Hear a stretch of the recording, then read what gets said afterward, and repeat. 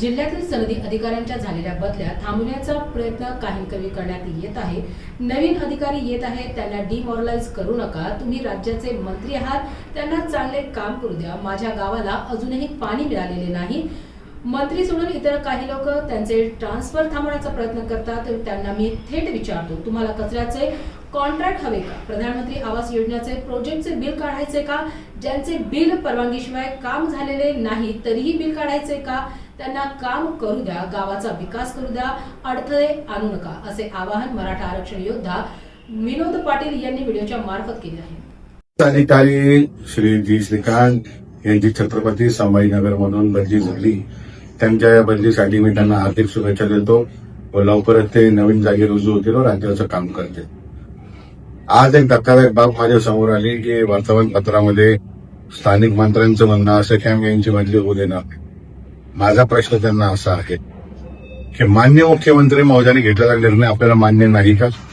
माझा प्रश्न असा आहे की आपण राज्याचे मंत्री आहात, राज्यामध्ये त्यांना दुसरीकडे चांगला कारभार करतील तिथं त्यांच्याकडून काम करून घ्या। एखादा निर्णय जर केला, नवीन अधिकारी आणण्याचा जर निर्णय शासनाने केला तर नवीन अधिकाऱ्याचं आपण मनोबल का खचवताय? छत्रपती संभाजीनगरमध्ये अनेक प्रश्न रेंगाळलेले, शहराला पाणी नाही, कचऱ्याची समस्या आहे।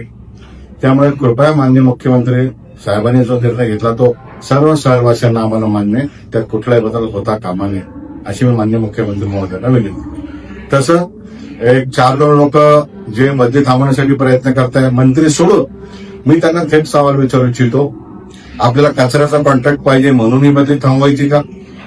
थेट सवाल मी त्यांना विचारतो।